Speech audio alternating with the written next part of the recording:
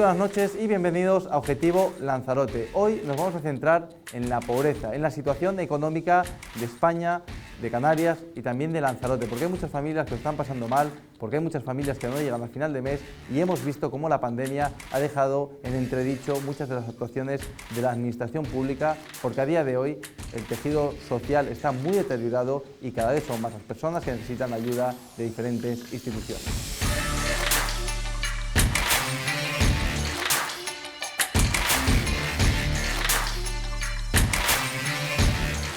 Y antes de nada, para empezar este Objetivo Lanzarote que se centrará en la pobreza, vamos a ver un vídeo de los compañeros de informativos de Lanzarote Televisión que nos van a explicar exactamente cómo está la situación ahora mismo en Lanzarote para poder comprender y entender un poco más qué está ocurriendo en nuestra isla.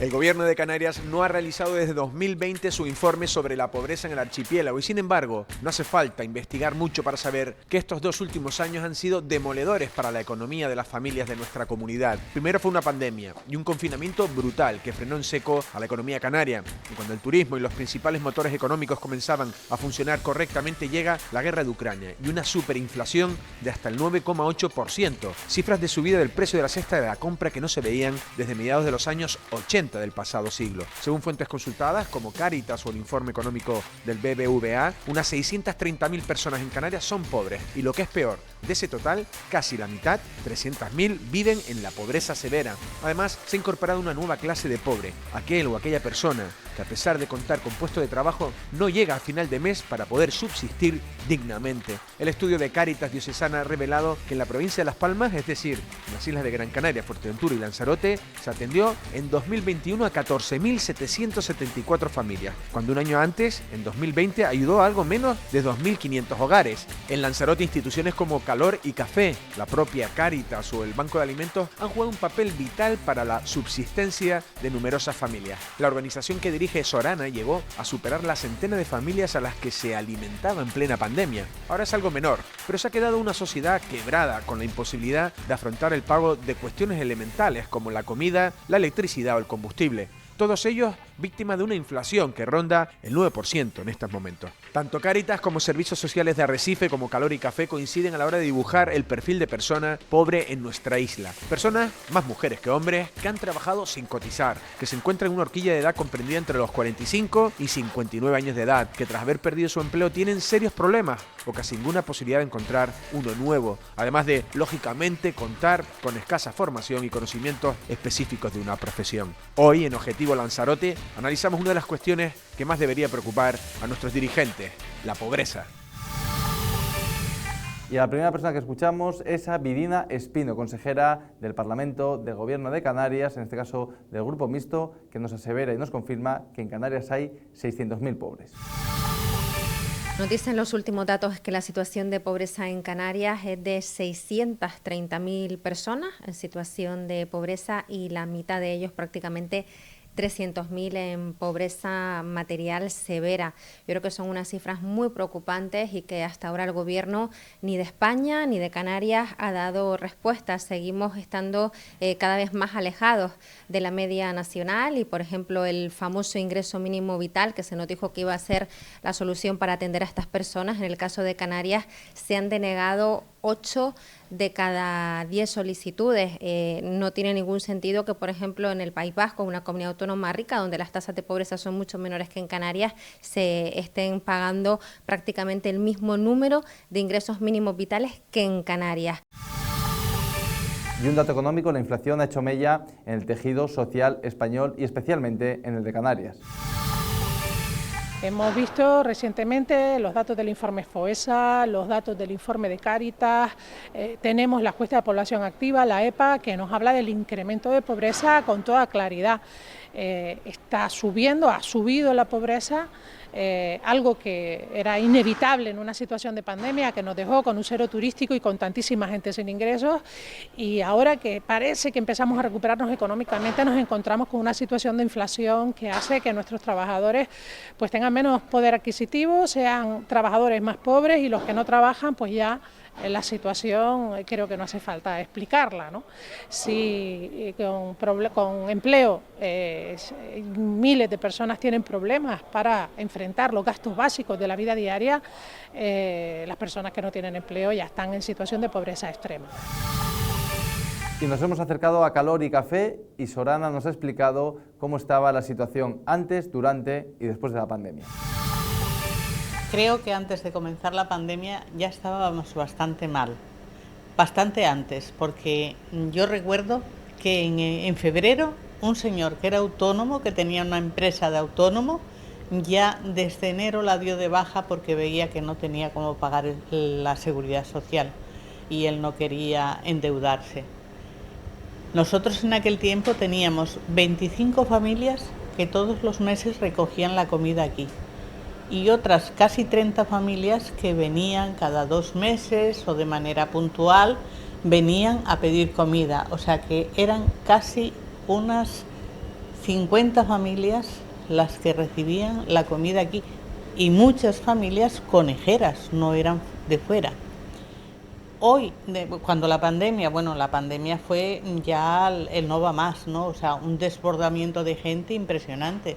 Nosotros los primeros meses hemos atendido de lunes a viernes y hemos repartido carros de lunes a sábado y algunos días hemos repartido carros hasta un domingo a gente muy necesitada. Entonces la pandemia para nosotros fue totalmente desbordante. O sea, atendíamos todos los días de 15 a 20 personas diariamente. Gente nueva, gente de aquí, gente de fuera, de todo. O sea, lo de la pandemia fue algo que nos dejó totalmente desequilibrados. Fue un desborde de gente pidiendo y de gente dando. Cuando los hoteles cerraron, date cuenta que lo que traían eran productos perecederos, lechugas, tomates, calabacines. O los repartes hoy o los tiras mañana. Entonces era un trabajo impresionante, o sea, fue algo muy fuerte, muy fuerte. Lo de la pandemia, el comienzo de la pandemia fue brutal. Después ya empezó a ser un poco más ordenado, pero con mucha gente con necesidad. O sea, nosotros hemos atendido algunos meses a 100 y pico familias. Y ella misma nos explica cuál es el perfil de los más necesitados ahora mismo en la isla de Lanzarote. Pues mira, es un perfil bastante variado porque aparece gente muy mayor, ya con edad para estar jubilado, pero que no ha cotizado y no tiene nada. Ahora mismo tengo en mente una señora con un niño, separada, cobra él, están separados, él se fue y ella se quedó. Él cobra, pero como está empadronado donde vive ella no puede cobrar nada. Entonces, y es una persona mayor. Y hay gente mayor, gente con una edad que ya no está en condiciones de buscar trabajo o que están en condiciones de estar jubilado. Y luego hay gente muy joven, muy joven. Hay gente con mucha carga familiar. O sea, date cuenta, tener 6 hijos, 7 hijos, 5 hijos. A día de hoy he hecho la estadística del mes de mayo. Hemos atendido 56 familias. De esas 56 familias, 12 eran nuevas y 44 repetidoras. ¿Con cuántos niños en todas las familias? 78 niños entre todas las familias. Y otro buen termómetro para entender cómo están las familias más desfavorecidas es el Banco de Alimentos. La piedra angular del Banco de Alimentos somos los voluntarios y nos nutrimos de los alimentos que recogemos en las grandes superficies.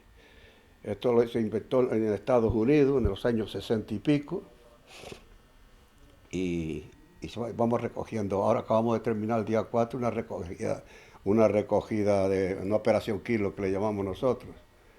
Pero habido cuenta de lo que acontece con esto de la pandemia, ahora se ha hecho virtualmente. O sea, sencillamente un señor va a comprar a un supermercado y ahí el cajero le dice, oiga, ¿quiere usted participar? Pues tiene un bono de 3 euros. Y le da un bono de 3 euros y ese dinero nos lo dan a nosotros y nosotros lo convertimos en alimentos para los necesitados. Actualmente, de aquí en Lanzarote, dependemos del Banco de Alimentos de Las Palmas. Porque hay un banco de alimentos por cada provincia aproximadamente. Todos los meses Las Palmas nos manda unas 28 toneladas de alimentos, kilo más, kilo menos. Y Europa en 3 fases, o sea, no Europa, sino el Fondo Español de Garantía Agraria, el FEGA, nos manda una cantidad, concretamente ahora mismo estoy repartiendo a las entidades que recibí 140 toneladas de alimentos varios, arroz, garbanzos, judías, alubias, galletas, cacao, leche, aceite de oliva. Y la estamos repartiendo ahora mismo las 140 toneladas. Y nos hemos preocupado también para entender y para comprender cómo se trabaja exactamente en este servicio social. El Banco de Alimentos no da alimentos a las personas individualmente. Banco de Alimentos reparte a las entidades que han solicitado nuestra ayuda mediante la documentación pertinente y nosotros le facilitamos a esas entidades. Aquí concretamente tengo 11 entidades que le estamos dando, que somos los 7.000 y pico de personas. O sea, insisto, no damos alimentos a las personas. Las personas que están necesitadas tienen que ir a los servicios sociales de sus ayuntamientos respectivos. Allí los evalúan y los derivan a uno de los centros de reparto que hay en la isla. Y otro de los problemas que subyace de esta situación precaria a nivel económico es la ocupación. Nos hemos puesto en contacto con una empresa que se dedica precisamente a tratar en estas situaciones muy complejas. Nosotros estudiamos todos los casos, hacemos seguimiento, hacemos todo. Cuando vemos que es una familia necesitada, que tiene niños o cualquier cosa, o lo rechazamos o intentamos llegar a un trato. Si no hay trato, no le vamos a poner nunca un control de acceso si esa persona tiene niños y está necesitada. Nunca. Y además de la inflación, la guerra de Ucrania y el encarecimiento de productos de primera necesidad no favorecen precisamente a que la sociedad española pueda salir a flote. Si querías 4, 4 y si 5, mejor. Y con el aceite también creo que hay... Con el aceite, pues bueno, con el aceite yo no me han dicho no te puedo vender tanta, pero sí el precio se ha disparado.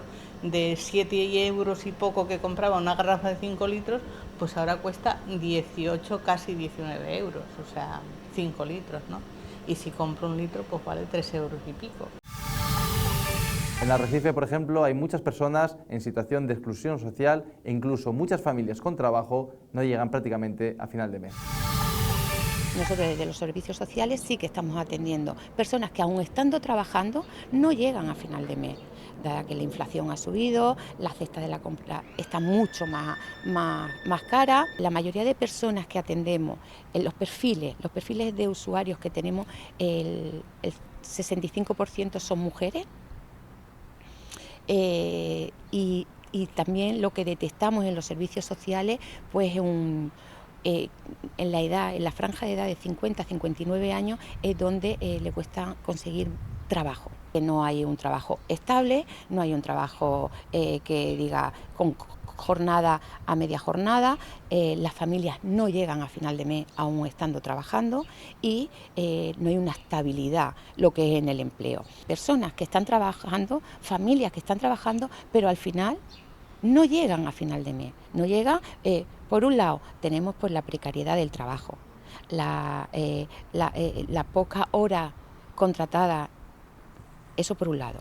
Por otro lado, incluso teniendo la jornada completa, tampoco llegan a final de mes. ¿Por qué? Porque está subiendo todo sube y lo que es los sueldos se mantienen. El Cabildo de Lanzarote, por su parte, para mitigar y para intentar favorecer la creación de empleo y el enriquecimiento de los ciudadanos, ha optado por 2 líneas de actuación. En Cabildo de Lanzarote tenemos 2 líneas básicas de actuación. La primera línea tiene que ver con un servicio de prestaciones de emergencia. Hoy por hoy el servicio de prestaciones de emergencia tiene una demanda bastante más reducida con respecto al año anterior. El año 21 fue un año muy duro en el que la gente mucha gente perdió sus trabajos y tuvieron que recurrir a nuestro servicio por una cuantía de 2 millones de euros. Bueno, que piensen ustedes que esos 2 millones de euros en cantidades pequeñitas, en cantidades de 1.500, 1.800 2.000 euros por unidad familiar, ¿no? Ayudas para el alquiler, ayudas para prestaciones básicas, incluso para tarjetas de alimentación dentro de superficies grandes de alimentación. Y el otro servicio del Cabildo de Lanzarote es el servicio de inclusión social a través de los 3 refugios, 3 albergues que se han abierto, un albergue de bajo umbral, otro de mediano umbral y por último uno especializado en mujeres y en algunos casos mujeres acompañadas de sus hijos.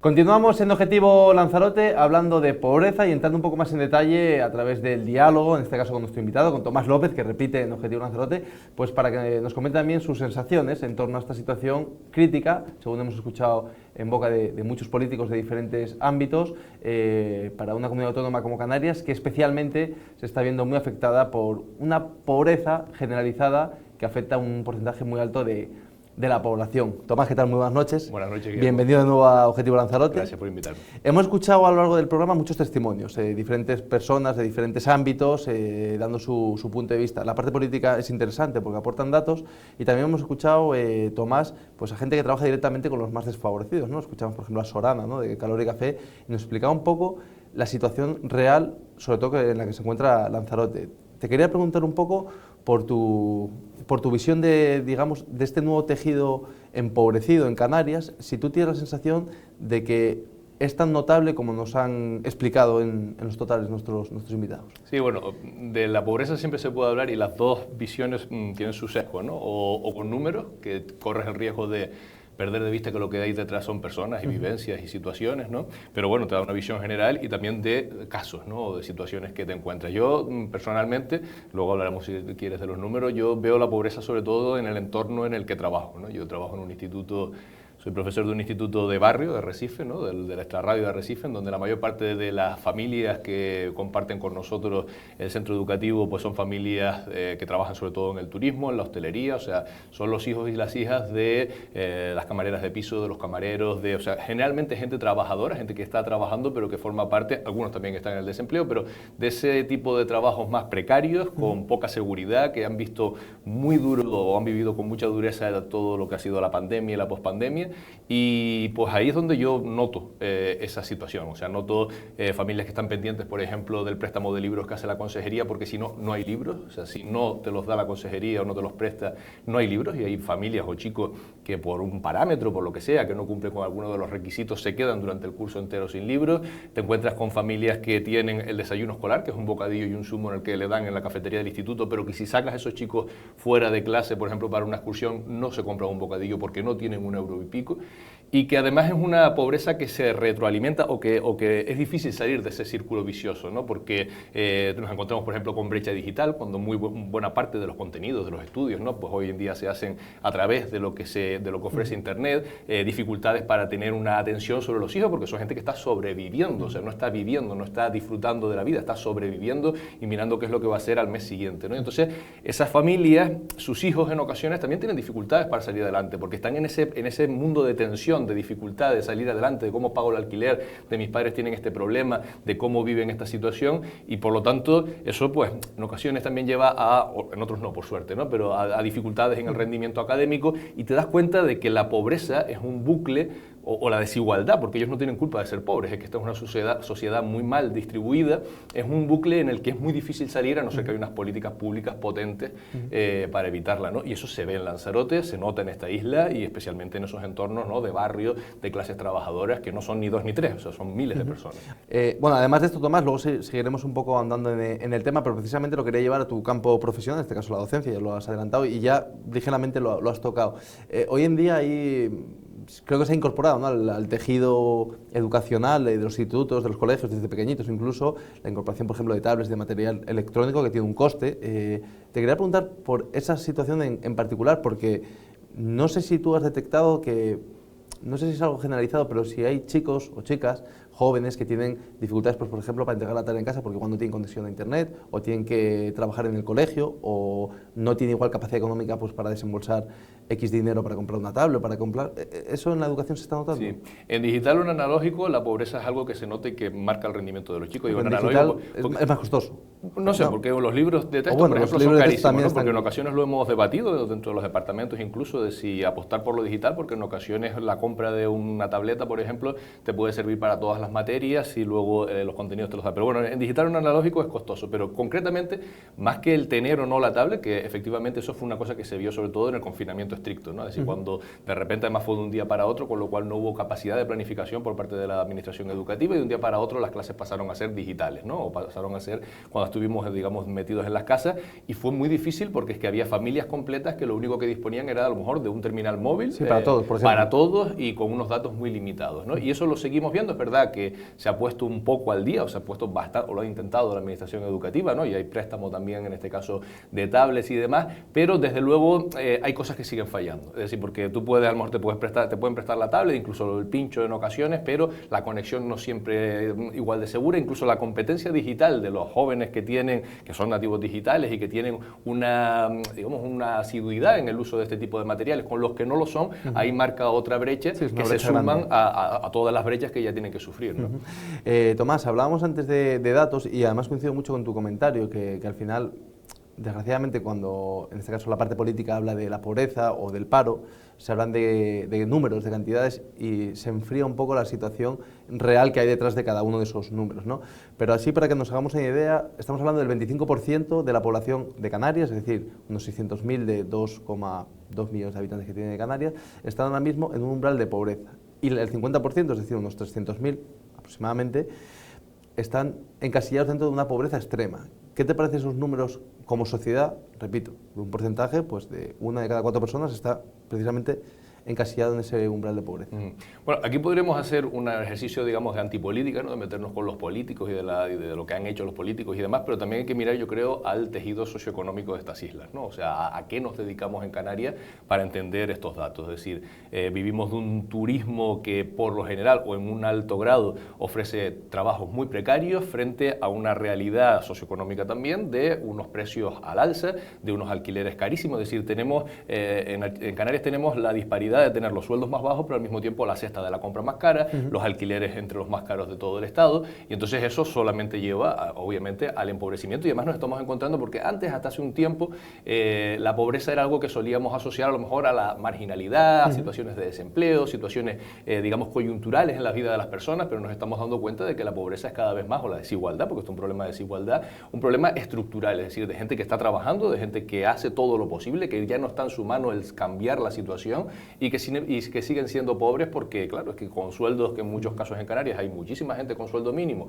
y alquileres que no te suelen bajar de los 600 euros, ni siquiera en un barrio del extrarradio de Arrecife, pues difícilmente se puede hacer otra cosa que sobrevivir, ¿no? Entonces, aquí las políticas públicas, eso, podemos ir solamente al asistencialismo, que es lo que se ha hecho esencialmente hasta ahora, ¿no? O sea, ayudar a quien no tiene, pero tendría que generarse un sistema de reparto real de la riqueza, y luego también está el tema de la, digamos, de lo inestable que es la economía canaria, sobre todo ante cualquier fluctuación, como hemos visto por ejemplo con el COVID, es decir, en los años 2020, 2021, la economía canaria fue la de más bajo Producto Interior Bruto, pero claro, que teníamos prácticamente el archipiélago cerrado, ¿no? Es decir, mientras en otras autonomías pues hay otros sectores económicos que seguían funcionando, en el caso de Canarias el haber apostado absolutamente todo al turismo, porque aquí ya no hay pesca, aquí ya no hay agricultura, aquí no hay tampoco sector productivo fuera del turismo, hace que estas situaciones, pues cuando hay un pico de hacia abajo, pues se note mucho para la gente de las islas. La pandemia, Tomás, ha servido, entre comillas, para dejar constancia de que es una realidad, de que hay más pobres de los que nos imaginamos, porque también muchos de los testimonios que hemos escuchado de diferentes fundaciones que se dedican a tratar con los más vulnerables nos comentan que ya no es ese estereotipo que tenemos todos en la cabeza del inmigrante que llega, dice que está muy extendido, que hay muchas familias lanzaroteñas que por pudor hasta hace no mucho tiempo pues no acudían, por ejemplo, al banco de alimentos o a un comedor social, pero que a día de hoy son familias normales y corrientes y muchos de ellos incluso trabajando. ¿Tú crees que la pandemia ha servido un poco para poner encima de la mesa un problema real que quizá no sé por qué, igual porque no interesa o porque es duro hablar de ello, quizás hace unos años no se hablaba tanto en Canarias. Sí, es eso, la economía canaria es una economía muy frágil y por lo tanto a poco que haya cualquier fenómeno, ¿no? Nos echábamos las manos a la cabeza hace 2 o 3 años cuando una compañía como ahora no recuerdo, pero bueno, en fin, cuando una compañía aérea de repente, ¿no? Exacto, con Jet2, por ejemplo, y todos los puestos de trabajo que se podían destruir y todo lo que, y luego inmediatamente después vino la pandemia, ¿no? Que lo que supuso fue el cierre casi definitivo durante meses de los aeropuertos canarios, de las vías de comunicación y tal. Pues una economía muy frágil y que lo que pone en evidencia es esa fragilidad y lo que decías, ¿no? Las familias canarias es que con los sueldos que existen y con la cesta de la compra al precio que está y con el costo que tiene la vida, por ejemplo, el alquiler en estas islas, estamos, o sea, en los últimos años, sobre todo a partir de 2008, estamos asistiendo a un proceso de regresión histórica, ¿no? Es decir, frente a lo que pasó desde los años 50 para adelante, 50, los 60, los 70, que la gente era pobre, porque en los 50 la gente era pobre. Lo que diferencia es que los hijos terminaban siendo algo, o viviendo algo mejor que los padres. Es decir, debe ser una realidad histórica, ¿no? De progresión en la historia que duró los 50, los 60, los 70, los 80, pero a partir de mediados de 2000, 2008, sobre todo la crisis, que ya no nos hemos recuperado más de eso, ¿no? Ha habido algún pico alto, pero encima luego vino la pandemia, nos hemos encontrado con que por mucho que trabajes, por mucho que te esfuerces, por mucho que estudies... Es un proceso de involución prácticamente. Exacto, por lo menos en las condiciones materiales de vida de la gente sí. Sí, a nivel económico y encima dentro de un fenómeno o de un sistema económico capitalista que te obliga o te impulsa a consumir, a gastar y que casi que tu felicidad, yo entiendo perfectamente cuando veo los datos,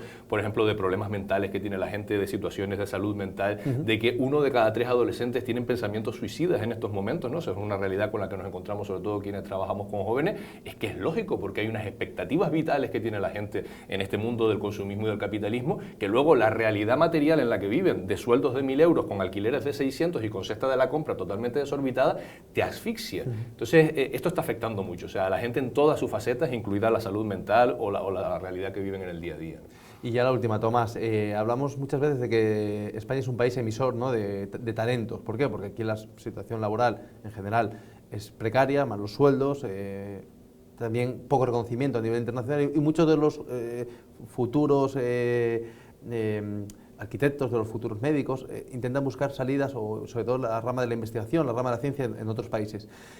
Yendo a lo particular, ¿crees que Canarias se puede convertir en lo que es España, por ejemplo, para Europa? Es decir, un foco constante de emisor de talentos que al final quieran buscar en otras comunidades autónomas de España o incluso en otros países y que la gente válida, la gente que puede hacer prosperar a Canarias se vaya del archipiélago? Claro, es que vivimos en un modelo económico que se ha especializado en la precariedad, es decir, es muy complicado en Canarias para un profesional, bueno, en primer lugar, incluso hasta con formación, encontrar trabajo. Tenemos a cientos o miles de jóvenes bien preparados que están pues dejando sus horas de empleo y pues, yo qué sé, en restaurantes, que es igual de digno, pero que no están, digamos, su potencialidad como profesionales no se está explotando, ¿no? Pero ya no pensemos entonces, es que este es un archipiélago eso que se ha dedicado, que yo lo entiendo, porque somos un archipiélago turístico y el turismo es el que ha generado buena parte del empleo y el desarrollo, pero deberíamos durante estos ya 30, 40, 50 años que llevamos dedicándonos al turismo, haber generado también no solamente un turismo de más calidad, sino además haber aprovechado esa gallina de los huevos de oro para generar otros también nichos de empleo, nichos de,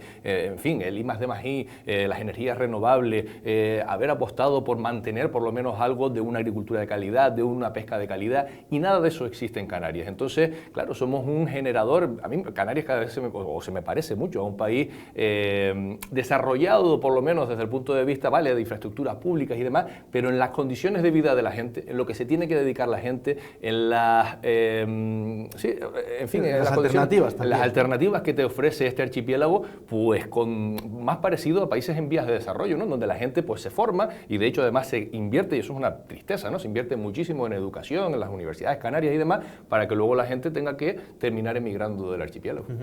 Tomás, pues muchas gracias por estar con nosotros una noche más aquí en Objetivo Lanzarote, y continuamos en el programa ya para el cierre.